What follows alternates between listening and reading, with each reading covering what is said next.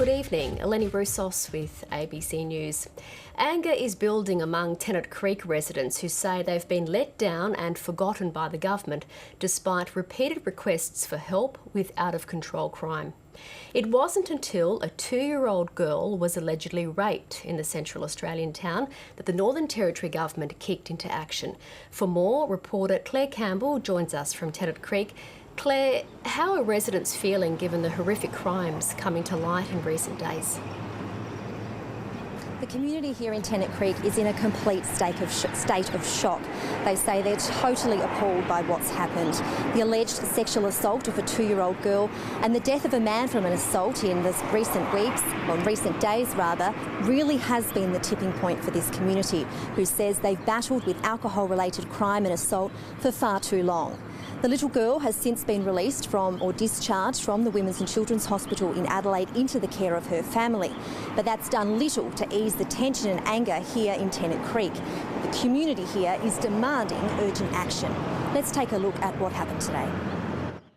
A community united in fury over the neglect and abuse of its children.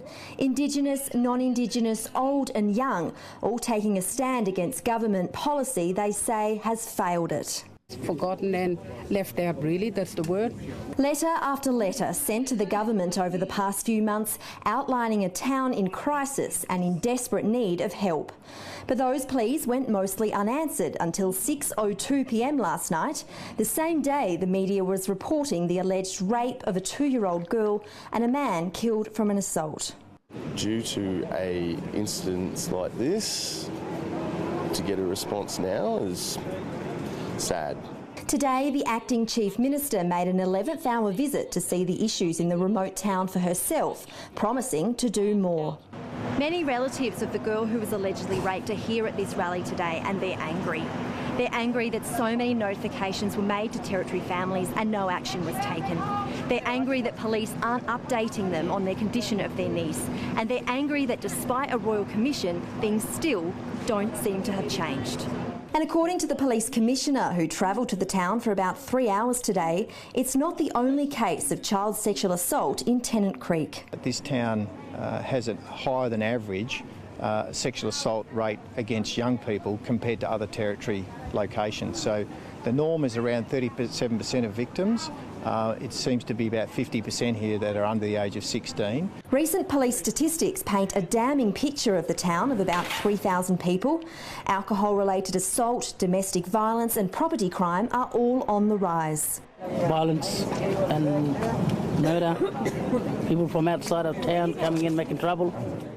Yet amidst the brewing crisis, police management removed the town's CCTV cameras and relocated them to Alice Springs. They changed Tennant Creek from the Southern Command to be run out of Katherine, some 700 kilometres away, and police have been scaled back from bottle shops. But the local member is adamant alcohol-related issues are not a government issue. This story is about personal responsibility, and then we can ramp it up to community responsibility. The community agrees, but wants the government to work together with its leaders, Indigenous elders and community organisations to make meaningful change.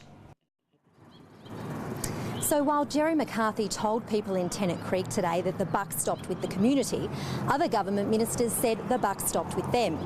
Even amongst a Royal Commission in the Northern Territory, the government has again admitted it's failed.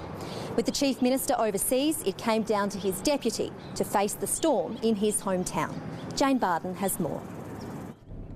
The alleged rape and injury of a 2-year-old girl in Tennant Creek has put the spotlight on all the chronic problems the Territory government was elected promising to fix. We know that these types of tragedies are so often driven out of the fact that we've got poverty. We have got alcohol involved. We have got poor housing, poor education. The Toddler's case, the latest horrific evidence that vulnerable children are slipping through the system. I take that responsibility on board, and we have failed that child, and it's not good enough. Failures buried in bare statistics. You're looking at around 150 offences per year of children under the age of 16. Like so many cases put before the Royal Commission, the government had received multiple notifications the 2-year-old was at risk. We have to understand how this happened. Could have it been avoided? What can we do better to stop our children from being abused? We're lucky in this instance that this baby is still alive. The police will respond with a beefed-up domestic violence task force operation. We've brought that forward based on advice from the Assistant Commissioner down there. It's not going to build any sustainable, responsible response to what happens on the ground every day. Task forces are not for these situations. The Commissioner is calling for more. We just do not have a proper response in dealing with systemic child sexual abuse in communities in the Northern Territory. The response is too late. It can't happen after the event.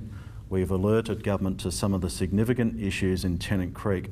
These issues should have been addressed a long, long time ago. Tennant Creek's mayor is among those calling on the government to reconsider its funding priorities, including millions of dollars for a Darwin car park, a museum and tourism advertising. It's always a really fine balance between making sure you are tackling the service delivery areas that are really important, but also making sure that you're getting the balance across the Northern Territory. A balance the government is struggling to find. Jane Barton, ABC News. The Police Commissioner has flown back to Darwin, but the Acting Chief Minister is staying on in town in Tennant Creek.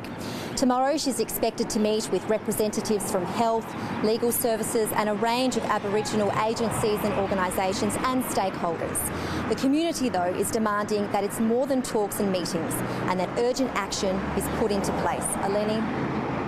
Claire Campbell reporting there from Tennant Creek.